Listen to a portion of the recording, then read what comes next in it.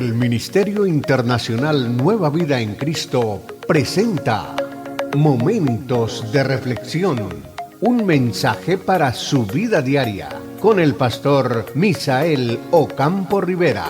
Bienvenidos. Hola amigos, cordialísimo saludo, bienvenidos a la reflexión en el día de hoy.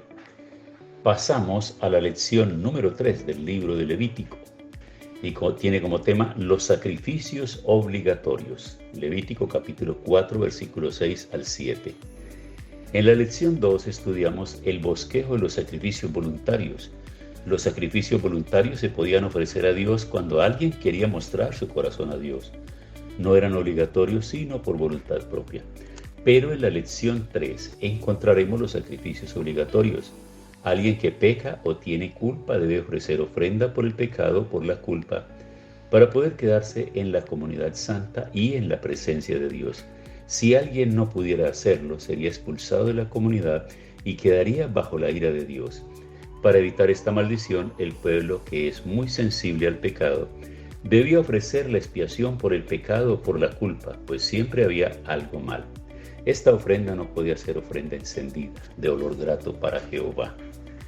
Entonces, en este capítulo o en esta lección, encontraremos también una lista de palabras que vale la pena que le prestemos atención y las tengamos en cuenta. Por ejemplo, por hierro, shegagah.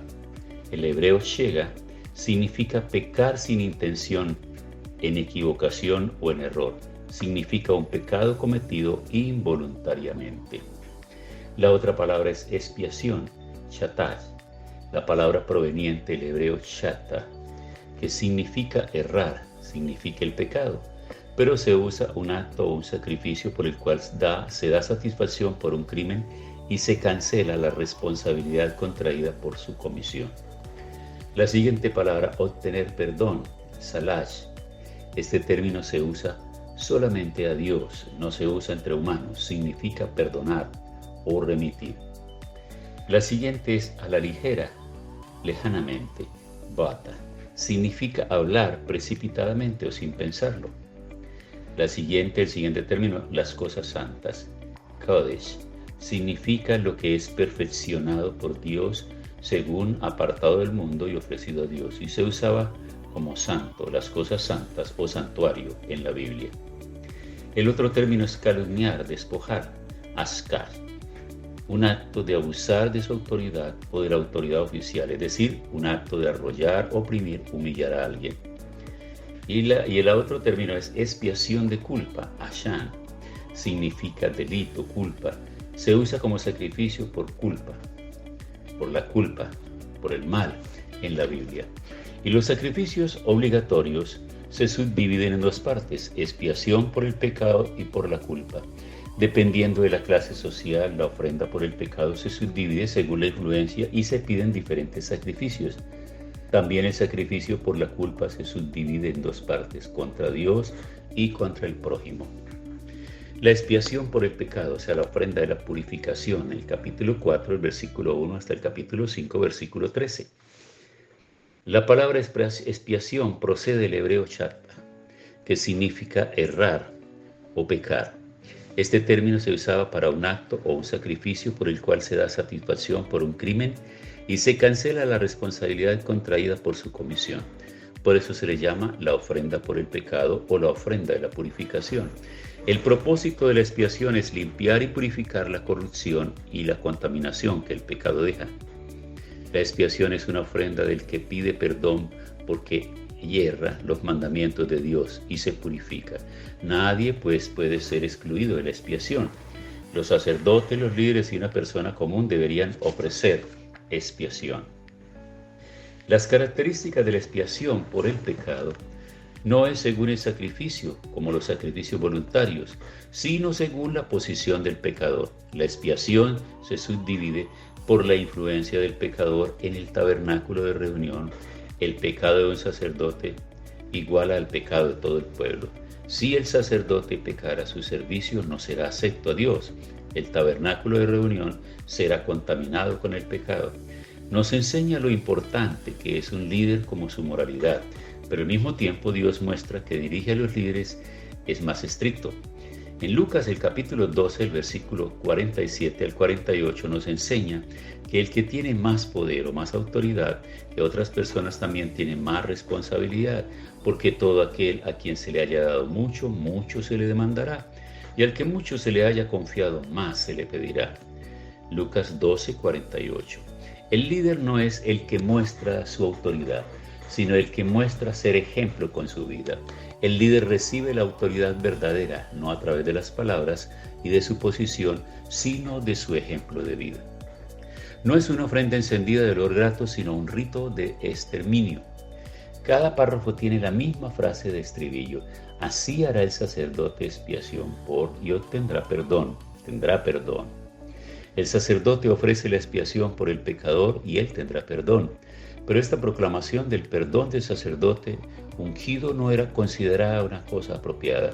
Así, esta frase del estribillo se ha omitido en el caso del sacerdote solamente. Así es esta frase del estribillo. También, los sacrificios voluntarios pudieron ser considerados como las ofrendas encendidas de olor grato a Dios porque no se relaciona con el pecado. Pero la expiación por el pecado era un problema de supervivencia. El pecador debía ser perdonado de su pecado para poder quedarse en su comunidad.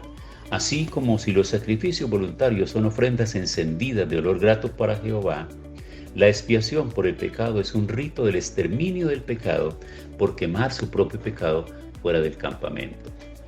Y se repite por hierro en contra de alguno de los mandamientos de Jehová.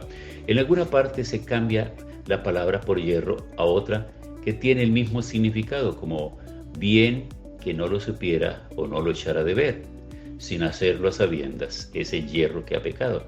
Es el pecado que no se ha entendido, el hierro que conduce a un pecado por debilidad de la carne y la culpa del que ha errado. En la Biblia se usa la palabra con soberbia contra por el hierro. Esta hacer con soberbia en hebreo significa hacer por la mano elevada. Números capítulo 15, verso 22 al 31. Este término significa hacer algo con alevosía. El pecado intencional que ha rivalizado contra Dios con la altanería no ha concluido. No hay manera para resolver este pecado hasta la fiesta de expiación. Solamente será la muerte. La humanidad no tiene la capacidad de guardar los mandamientos de Dios. Aunque conozca lo que es bueno o lo que es malo, no tiene capacidad de elegir siempre lo bueno. ¿Qué ocurrirá si pecare con intención? Si pecare por hierro y entendiere luego, se arrepentirá. Quien quiera que entienda el pecado habrá encontrado el camino de la ayuda y de la libertad. Es posible caer en el pecado por la debilidad, mas es preciso que lo entienda. No se necesita señalar a otro, sino tengo que reconocer mi culpa. Por ejemplo, bienaventurado, por eso se dice bienaventurado el que entiende su pecado, reconoce su pecado. El sacrificio que empieza por la confesión. ¿Qué se debe hacer después de poner la mano sobre la cabeza del sacrificio? Era una práctica de Levítico en el capítulo 5, versículo 5 lo registra. La expiación por el pecado empieza por la declaración del crimen. Al mismo tiempo de poner la mano sobre la cabeza del sacrificio traído, el pecador debe confesar su delito de plano. El Salmo 51 lo muestra más claro. Cuando Natán, el profeta, vino a David y le mostró su pecado después que se llevó a Betsabé, David escribió este salmo empezando por el arrepentimiento y luego con la plegaria pidiendo purificación. Encontramos un párrafo muy famoso en los versículos 10 y 11 del Salmo capítulo 51. Crea en mí, oh Dios, un corazón limpio y renueva un espíritu recto dentro de mí. No me eches de delante de ti. Y primera de Juan, en el capítulo 1, el versículo 9, dice: si confesamos nuestros pecados, Él es fiel y justo para perdonar nuestros pecados y limpiarnos de toda maldad. El poder del arrepentimiento recupera nuestra alma caída, ayuda a hacernos uno y nos ayuda a crecer en el espíritu. Pero se debe tener algún sacrificio por la expiación por el pecado en lugar de uno mismo.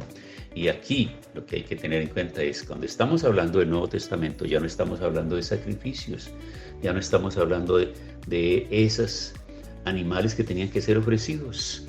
Cuando estamos hablando del Nuevo Testamento, estamos hablando de un único sacrificio ofrecido por Cristo Jesús. Pero eso sí, lo que debemos hacer nosotros al reconocer que hemos cometido nuestro error, nuestro pecado, es arrepentirnos, venir delante de Dios y pedir perdón por nuestros pecados. El pecado contamina el templo. La contaminación del templo significa la interrupción de la relación con Dios. El rociar la sangre, la expiación por el pecado, se relaciona con la purificación del templo. En el holocausto y la ofrenda de paz se rociará la sangre sobre la pared del altar, pero en el caso de la expiación por el pecado es diferente. El lugar para rociar la sangre según la posición del pecador y su influencia en el templo. Si el sacerdote y toda la congregación de Israel pecaban, rociaban la sangre en el velo del santuario y sobre los cuernos del altar del incienso aromático. Y si el jefe y las personas erraban, se rociaba la sangre sobre el altar que estaba en el atrio del tabernáculo de reunión. ¿Por qué en diferente lugar? Porque según la posición del pecador, el lugar en el que puede entrar en el tabernáculo de reunión es diferente. Esto significa que según esa posición del pecador y el lugar diferente, los jefes y los plebeyos podían entrar hasta el lugar del atrio por ofrendas. Aunque ellos por hierro tocaban cualquier cosa en el tabernáculo de reunión, ellos fueron contaminados por el pecado y necesitaban purificarse. En la ofrenda por el pecado nosotros tenemos que aprender la aversión al pecado y la influencia del pecado. Y nuestro Dios siempre busca el pecado y lo aniquila en su presencia. Dios no quiere nada con el pecado, por eso nos invita a vivir en santidad.